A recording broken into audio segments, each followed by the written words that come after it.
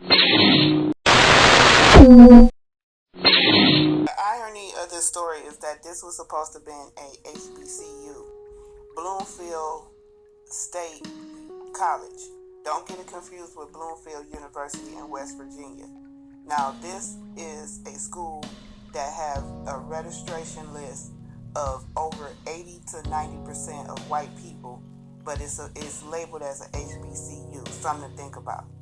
In 1895, it was something called Bloomfield Colored Institution.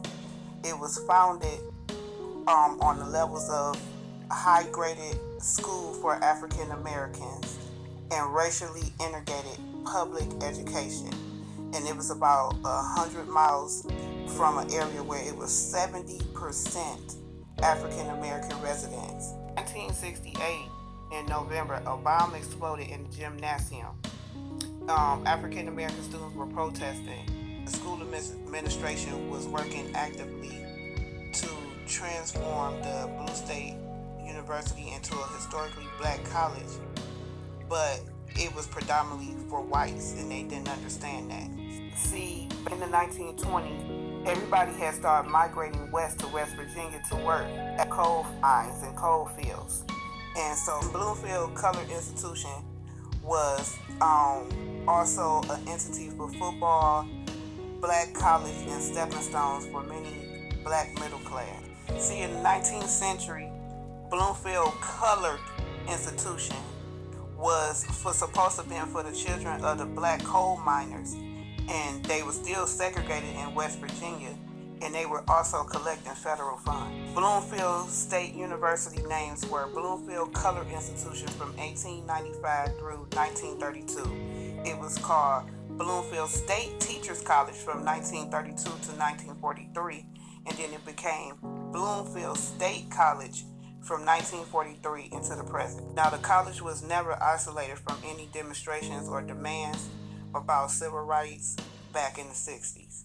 Now, let's talk about Hamilton Hatter.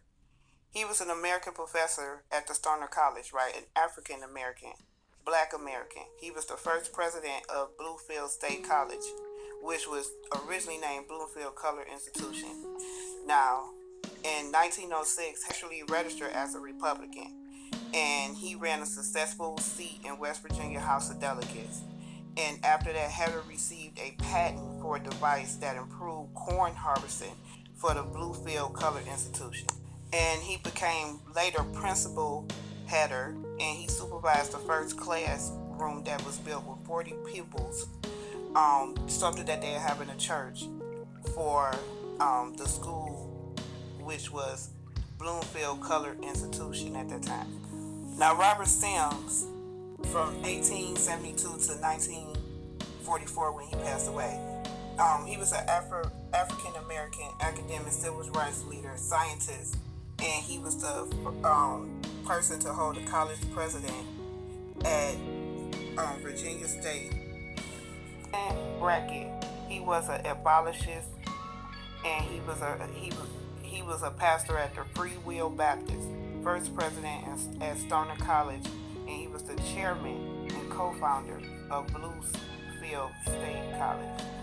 Now, Sims, he wanted alumni to be presented in the college, and credits expanded for different curriculums, and renamed the school Bloomfield State College on the north side of Norfolk by the Western Railroad tracks. They started seeing a change in the dynamics of who was in the school after the post of the World War II, when they started transforming a lot of the students from black students to white students in the school.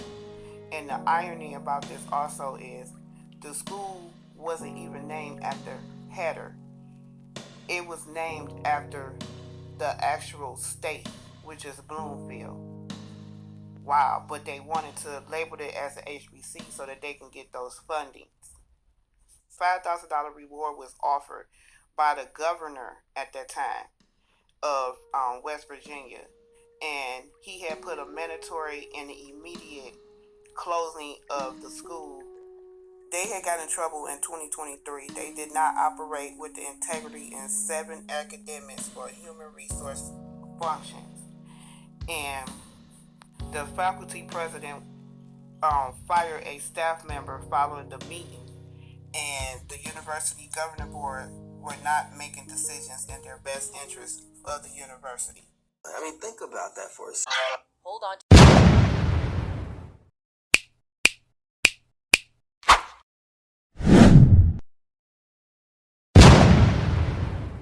Now, the irony in this story also is that they didn't name this school after no black person. It's not even named after a white person.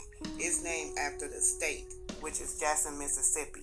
All of this was a money bag grab, y'all. And this is what they've been doing to black folks for years. Constantly using us as a money bag, even now until the current day. If it ain't through entertainment, anything.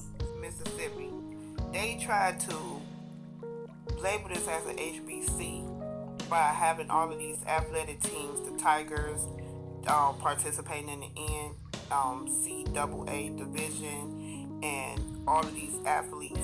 But a marching band was founded in 1940, and they actually came up with this it's called the J settling, and it's a dance that is still being practiced in the dance line to this day.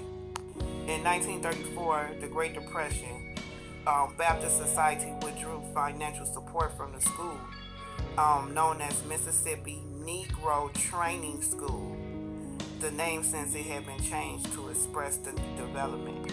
Now, many students at Jackson State became active in the civil rights movement, and they was working towards integrating practices in social justice in the mid-60s. So in the 70s, 2 students were killed by the police in gunfire, and 12 additional students were injured by gunfire during this clash. And the dormitory had set bare from marks of bullets that was fired that day. So Jackson College for Negro Teachers was in 1944 after the desegregation, and then they named it Jackson State College in 1967. And then they tried to expand the curriculum that was at the school in 1974.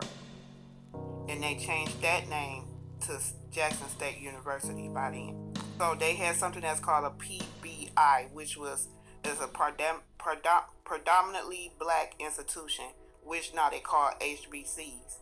And this was to serve with institutions with minority people, for an institution for black people to learn and expand.